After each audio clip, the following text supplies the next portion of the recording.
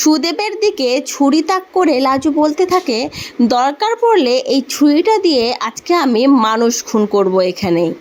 তোমাদের মনে হতে পারে লাজু হঠাৎ এত প্রতিবাদী হয়ে উঠলো কেন, নিজেকে বাঁচানোর মরিয়া চেষ্টা কেনই বা করছে।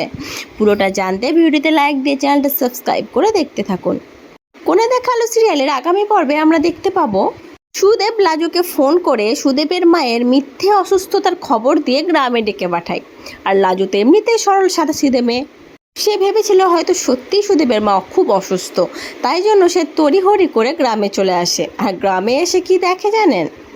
গ্রামে এসে দেখে সুদেবের বাড়িতে সব মোড়লরা বসে আছে লাজুর বিচার করবে বলে। লাজু আসার সাথে সাথে সুদেব লাজুর হাত থেকে ফোনটা কেড়ে নেয়, ব্যাগপত্র সব ছিনিয়ে নেয়। গ্রামের মোড়লরা এটাই রায় দেয় যে সুদেবের বউ আর শহরে গিয়ে পড়াশোনা করতে পারবে না, সে এখন থেকে বাড়ি সামলাবে, সংসার সামলাবে, তাকে এই বাড়িতেই থাকতে হবে, এখন থেকে বাড়ির বাইরে সে পা রাখতে পারবে না। লাজু নিজেকে বাঁচানোর অনেক রকম চেষ্টা করে, কিন্তু অতগুলো লোকের সাথে লাজু আজকে পেরে উঠছিল না। সুদেব লাজুকে ঘরবন্দি করে রাখতে চাইলে লাজু তখন তার হাতের কাছে একটা ছুরি নিয়ে সুদেবের দিকে তাক করে বলতে থাকে, কি ভেবেছো কি তোমরা আমার উপর এইভাবেই অত্যাচার করবে, আমাকে এইভাবে ঘর বন্দি করে রাখবে, আমাকে ডাক্তারি পড়তে দেবে না, কলেজে যেতে দেবে না?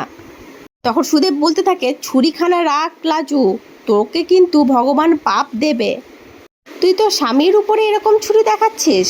তখন লাজু বলতে থাকে, পাপ পুণ্য যা হবে সেটা ভগবান দেখে নেবে, আমি আজকে পাপ পুণ্যের ভয় পাই নে, আমার উপরে এইভাবে অত্যাচার আমি আর সহ্য করবো নে। ছুরিটা আরও সুদেবের মুখের কাছে ধরে বলতে থাকে, দরকার পড়লে আজকে এইখানা দিয়ে আমি মানুষ খুন করব, জ্যান্ত মানুষ খুন করব এখানেই।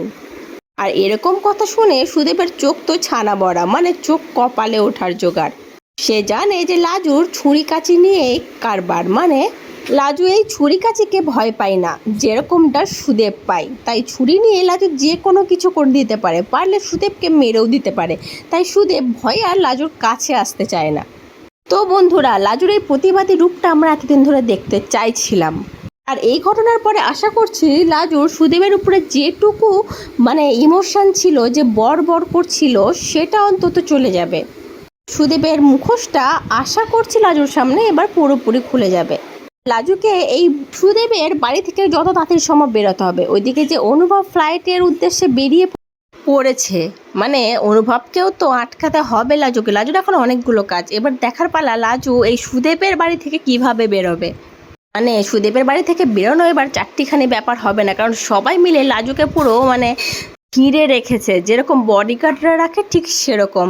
এবার যদি লাজু বেরোতে পারে, আর আশা করছি যতই ফেক নিউজ পাক না কেন, যতই ইমোশনাল ওর উপরে অত্যাচার করার চেষ্টা করা হোক না কেন, লাজু আর এই মুখও হবে না। আর খুব তাড়াতাড়ি সুদেব আর লাজুর ডিভোর্সটা হয়তো আমরা দেখতে পাচ্ছি। যাই হোক, তোমরা কারা কারা সুদেব আর লাজুর ডিভোর্সটা দেখার জন্য মানে অধীর আগ্রহে অপেক্ষা করছো, কমেন্ট করে জানিও। পরবর্তী আপডেট নিয়ে তাড়াতাড়ি আসছি, সঙ্গে থেকো, সাথে থেকো, চ্যানেলটা সাবস্ক্রাইব করে দিও। ধন্যবাদ।